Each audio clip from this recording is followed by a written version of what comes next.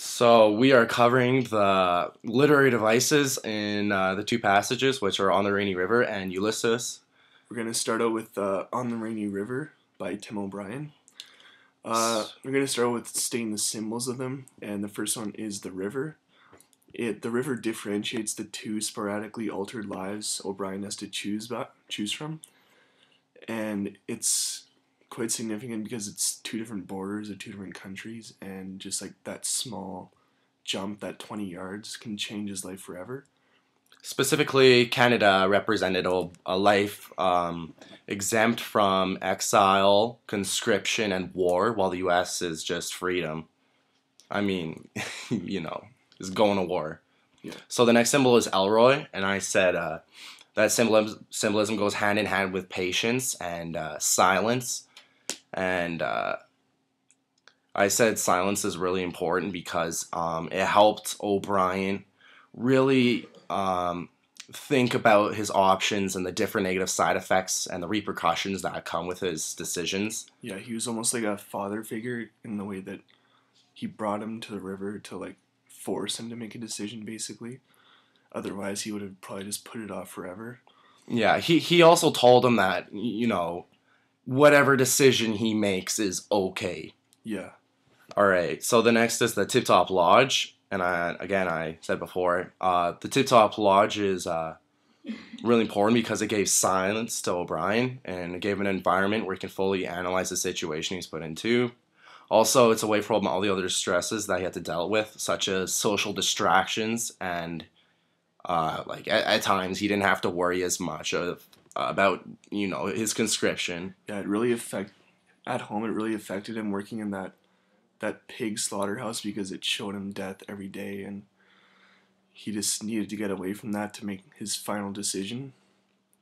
And the next symbol was Canada, and it represented a new start for him. Like, basically, he wouldn't have to go to war, but he'd be starting from scratch. He wouldn't have any of his previous life.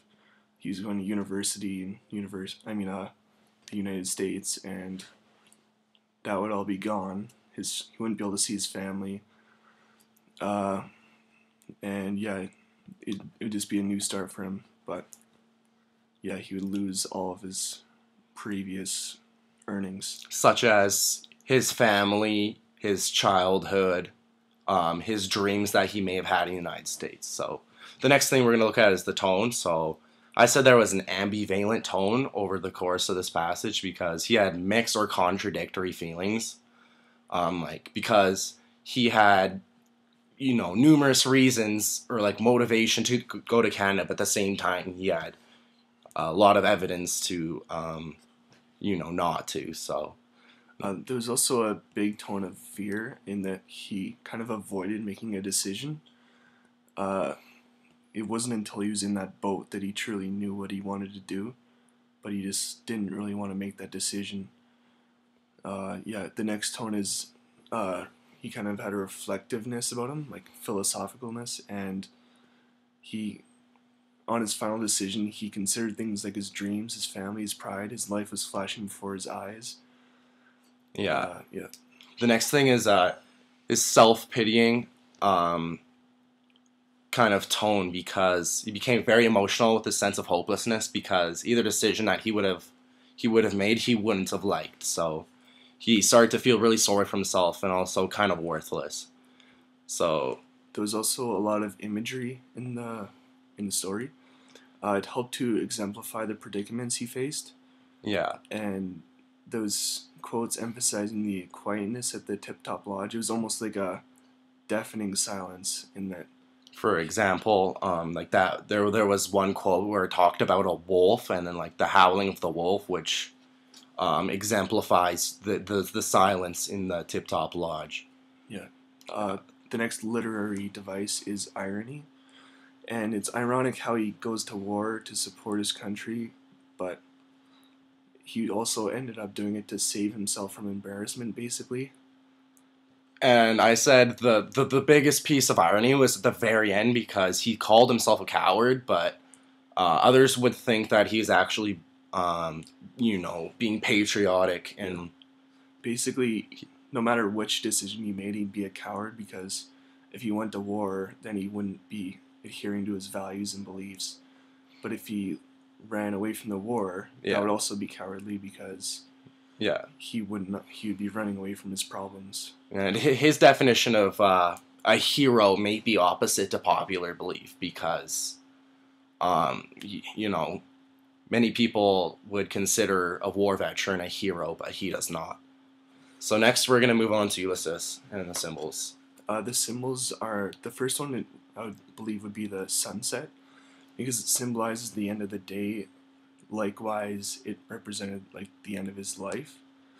Like he set into the sunset because like that's where the sun sets. That's where kind of he would set. It kind of represented also a beautiful outlook he had on death, too. He also stated that he wanted to drink life to the lees, indicating that he wanted to get the most out of the rest of his life, too. Ulysses states that he wanted to drink life to the lees, indicating that indicating that he wants to get the most out of the rest of his life.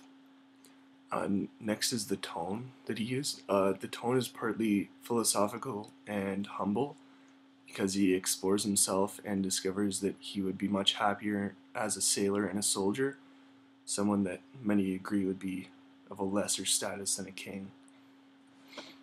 Yeah, and the mood is that of brave acceptance, as he accepts his fate of death and wants to get the most out of the rest of his life as he can. He's a really a humble person. He really wanted to get the most out of his life and explore the world. You know. The next literary device is imagery. He used many references to the gods and the supernatural. He stated that he will keep heading west to Hades, which is the god of death. He also says that he will die, but will meet with the great Achilles, indicating that he believes in life after death. Ulysses is a very religious man, as he believes that he was prevented from returning home to Poseidon's anger. He states that they are men, like his fellow mariners and himself, are men that strove with gods and that they will live on forever. Yeah. We said that the theme in Ulysses was that being a soldier and a mariner for most of his life, he was taken out of his setting. He felt something was missing. The god Poseidon, I'm not sure how to pronounce that. Poseidon prevented him from going home for many years, and this extended period of adventure Ulysses experiences shaped his character. His son doesn't have any experience in any of as being an adventurer or a mariner. Therefore, he enjoys the life pleasant, he enjoys his life more as a king, which is different from his father. Ulysses feels that there's something more to life than just being status a king, and hierarchy. Personal possessions. He feels that it is more important to enjoy life. He strove on building his pride and dignity through, his adventures he'd go on. He believed that, he could really develop his sense of dignity through these adventures, and he thought he could find something more. Yeah, he's basically like a hero at heart. He kind of he doesn't feel like he belongs as a king. He doesn't enjoy it, and he feels that he would much more enjoy life, with a challenge. It's almost like everything's too easy being a king, because everything's handed to you in luxury and everything. He feels that there should be some kind of struggle. Yeah. So the last thing is irony. And he gives up his role as a king, and supposedly kings have the best lives because they all need the characteristics of a king are that they live in luxury and they have these big castles, and his idea of a good life would be that he thinks that people should be traveling and traveling on seas, being a mariner, and really exploring what's out on the world. So, being a king, it's kind of ironic because I think there's part of human nature that kind of wants us. We kind of enjoy that challenge in life.